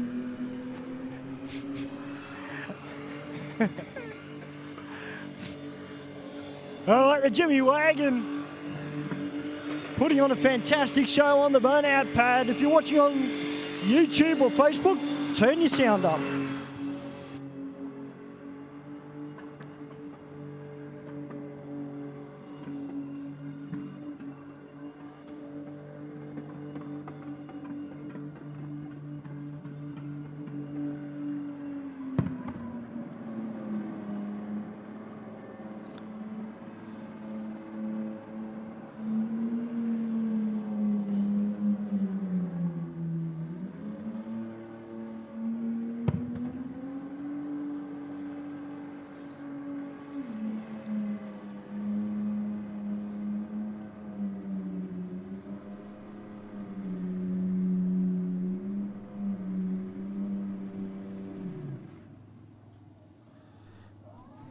Put your hands together for the Gemini guys. The kettle has boiled.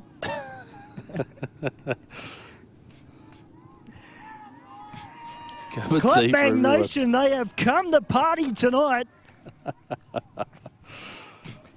I think they like that one up in the stands. There's a lot of clapping and cheering going on, which is what we like to hear from the Burnout family.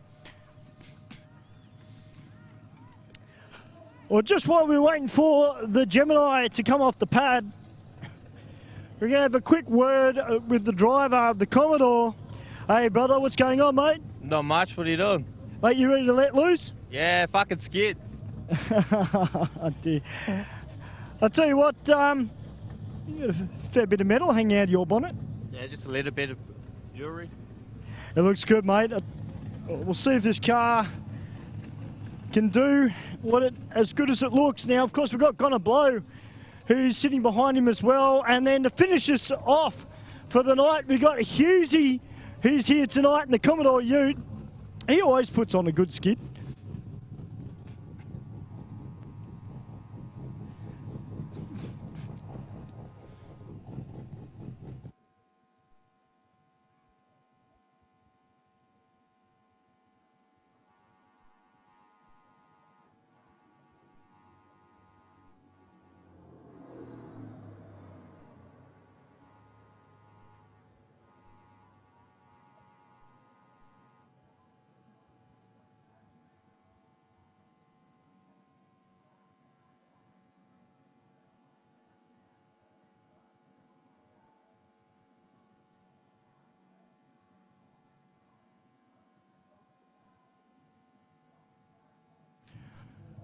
All right, guys, just got to wait for this Gemini to be taken off the pad. As Mark and Pat mentioned earlier, we've got roll drags. They'll be coming up again soon as well here at the track. Looking forward to it, boys. A little bit longer track, a little bit more, well, I wouldn't say more serious, because even running to the 8th mile, you know, that's some pretty serious racing, particularly when you're talking radial cars. But for some races, it's a little bit different. Yeah, absolutely, Stu. It's definitely a different way going about things. You know, the traditional drag racing from a dig, as we know, from a static start, it can be quite aggressive on driveline components. It can be a bit tricky if you've got a manual gearbox. You know, getting the car off the line consistently. So roll drags takes a bit of that out of the equation. The vehicle's moving. You know, doing 50, 60 kilometres an hour before the light goes green, and then you're accelerating out. So it's really giving a different aspect, rather than, as we mentioned through the stream and the course of tonight, that, you know, 60 foot's quite important when you're getting out of the hole in traditional drag racing. But when you're doing a roll drag style event, you're rolling on, so it's going to use a different sort of part of, you know, the torque curve or the power band of your engine. So yeah, it definitely poses for a different bit of competition, and it also can level the playing field a little bit between certain drivetrain combinations. You know, all-wheel drive, rear-wheel drive, heavy cars, light cars. Being a lightweight car can still, you know, benefit, but if you've got a larger, big engine, you know, a lot of horsepower in a heavier car, that means you can sort of overcome that, you know, that disadvantage you might have getting out of the hole with static drag racing. So, yep, as you mentioned, a longer racing surface, so out to 1,000 foot now, which is about 3/4 of the track. We've got methanol fuel eligible in there. We're going to be doing eliminations, pending the turnout, but I can't see any reason why there shouldn't be plenty of people turning up to the next event. But let's get back to the Burnout action. Here comes the Commodore. Yeah, the punch bowl auto dismantler's Commodore. It's just got to watch out for that pool of coolant.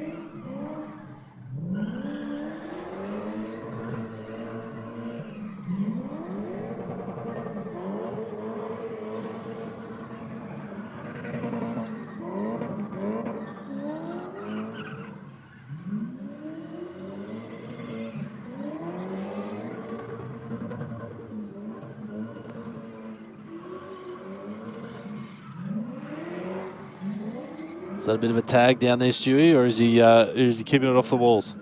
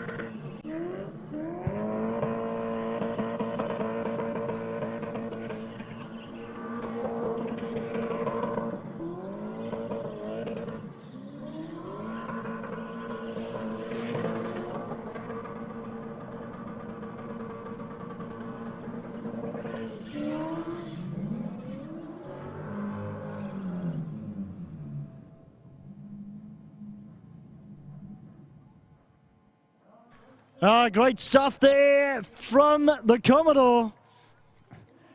A little tap of the wall, but lost the rear bar in true Burnout way. Did you like that? Yes, it was wonderful. There you go. What do you reckon, Sydney? Did you do a good job?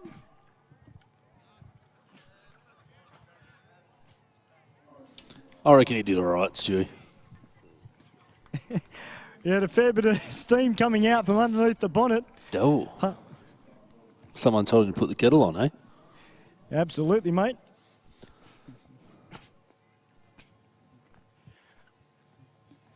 I'm sure it's just a bit of overflow and getting a bit warm under there, but should be just fine. It'll fight on. Mate, the mighty LS. It'll fight on to live another day. Cool it down, go again. Absolutely. We'll get this Commodore moved out the way, and next up on the pad is Gonna Blow. Haven't seen this car out here for a little while, so it's good to see him out here tonight as part of Aeroflow Race for Real, our Burnout expression session.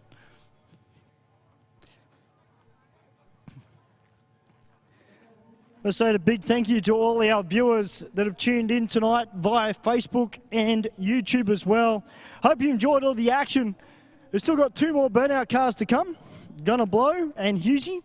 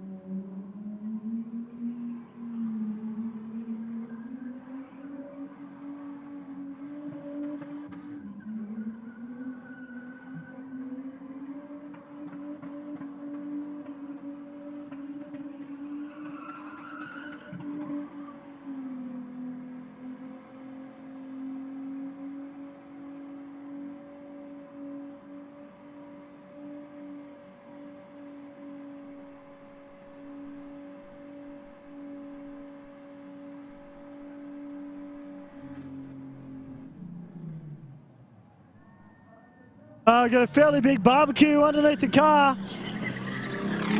That is an unhealthy sounding engine, Stu. So we'll get the fire crew right on that.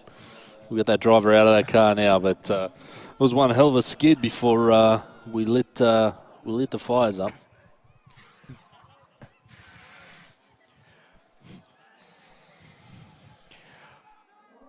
Well, ladies and gentlemen, put your hands together for Gonna Blow. That's the most appropriate number plate that we've got all night, Stu. Yeah, well, we want to see blown tyres, not a fire underneath the engine, but that's part of Burnout. Well, maybe they need to specify it just after the number plate, you know, like on the bumper somewhere. Going to blow tyres, not rods or something.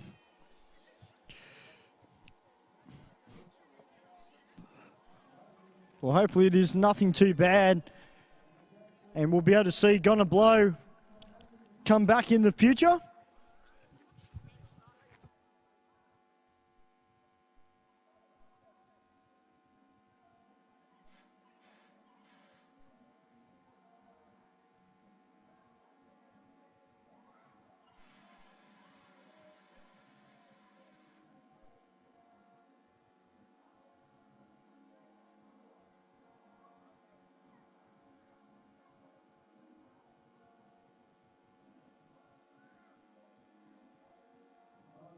All right, we've just got to wait to get this car towed off the pad. Our quad is on its way now through the tunnel.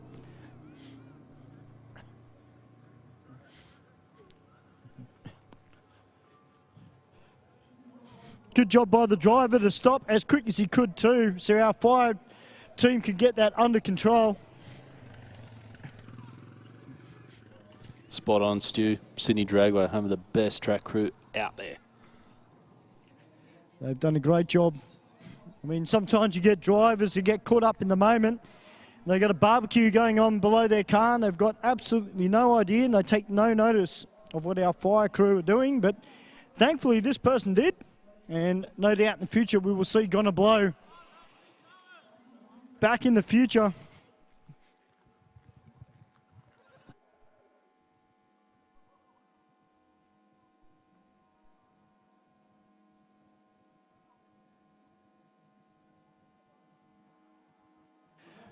Well, guys, we've got one more car to come after we get Gonna Blow. And this gentleman knows how to put on a good skid. He also knows how to put on a bit of a show as well. It's great to have Husey here tonight. Husey, you pumped? Well, I reckon he is. He's normally pretty pumped.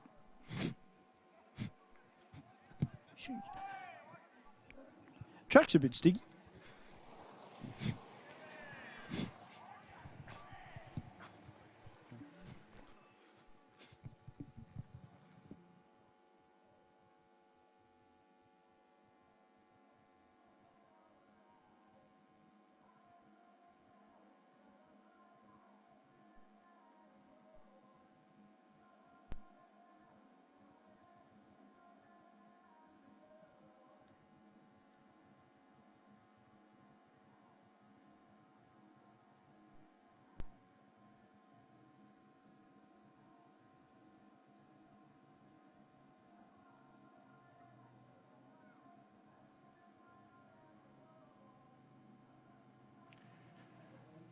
We'll just get some Rysol on the pad to clear up that little bit of oil before Husey does what he does best.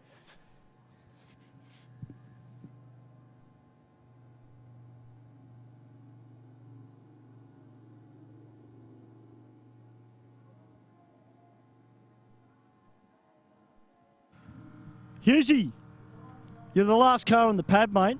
No pressure. You ready to let loose? Hopefully, I'll drive this here. Well, please don't break it. I won't. Great stuff. I know you love your burnouts, mate, and most of all, you love coming out and just letting off some steam. Bloody oath. Well, ladies and gentlemen, we're not too far away from Husey coming out. Manually shifted Commodore Ute, boys, and he drove it here. Yeah, nice. Cog swapper and a driver. That's a bit of commitment.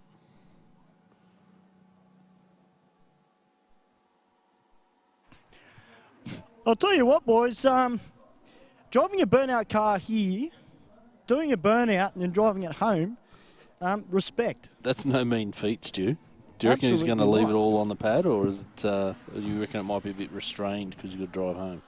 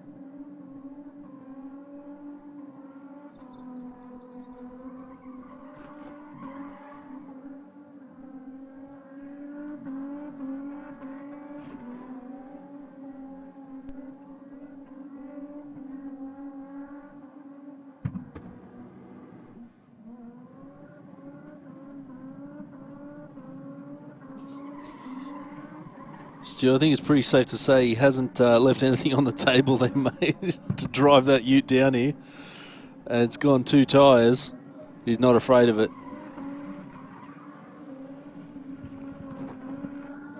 Now the bit where you don't want the car to break.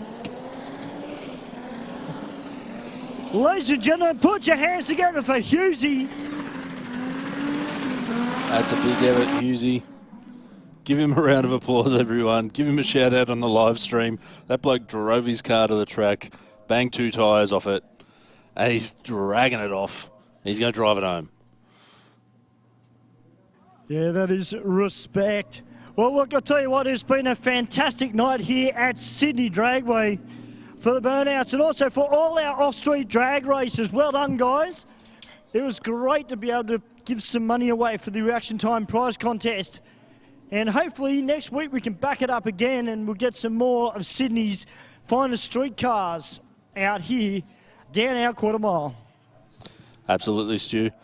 And on behalf of myself, Mark up here, Stewie, Benny, Bushy in the timing chart tonight. Thank you for joining us for Aeroflow Race for Real at Sydney Dragway. Next week we are back on Wednesday night for more Race for Real, and Thursday roll drags.